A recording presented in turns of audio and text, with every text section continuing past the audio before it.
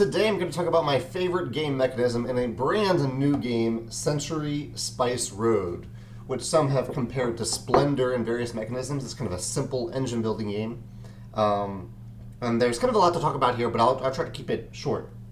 First, I want to give props to Emerson, the designer, and everyone involved in this project of getting the rules down to one page front and back. When I opened this game to learn the rules, I was so happy just to see this. Well done.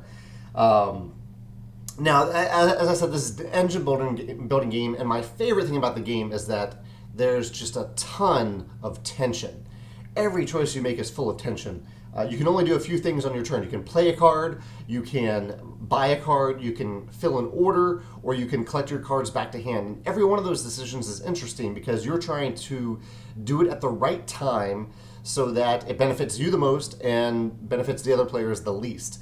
There's tension in these upgrade cards that you get. So you add new cards to your your hand, your deck of cards, and you can choose to do so from a kind of a card river. And similar to Small World, if you want to, well, kind of similar to Small World, not exactly, but if you want to buy a card that's further down on the river, you have to put cubes from your supply on every card that's to the left of it. This adds tension because you're trying to figure out, okay, should I do this now or should I wait until later and the card has moved down the river a little bit more so that I don't have to pay as much for it, or even wait for a card to accumulate cubes on it and then take it. There's also tension, and this will lead into my favorite game mechanism, as to when you fill orders. And the element I want to talk about here is stall tactics and timing. So with these orders, there's a river of 5 cards in a row of these different orders. You can see that this is like the cost on here, the cubes, and this is the number of victory points you get. On the far left of this river are some coins. So you have gold coins that are piled above one random card, the far left card. They're each worth 3 points at the end of the game. And then you have silver coins, which are piled above the next card. So you have this row of 3 cards that don't have any coins next to them, and then 1 card with silver coins above it, and 1 card with gold coins above it. And if you take the gold coin card, you also get a gold coin, and you shift all the cards over. And it's that shift and this coin element that I think is a brilliant aspect of the game. It's so subtle, but it adds so much tension to the game because you have to decide. Obviously, the best thing in the game is to get those orders, to get the orders that are underneath the gold coins.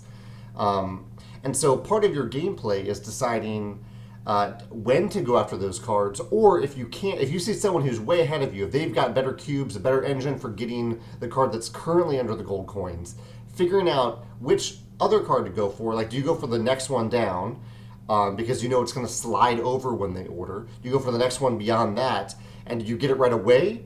Or do you wait for it to slide over and be worth more when it's under those coins? You also have the tension if you're the one who's kind of in the power position. If you are at the front of the race to get that gold coin card, do you get it right away?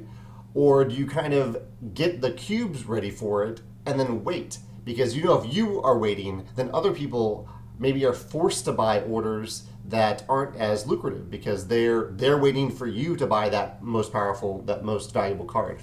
So there's this wonderful tension. It's that passive player interaction that I really like, where you're truly paying attention to the other players. If you're really good at the game, you can pay attention to all the engine building cards they've acquired, but the easier way is to kind of look around at what the cubes they have and what cards they've played already.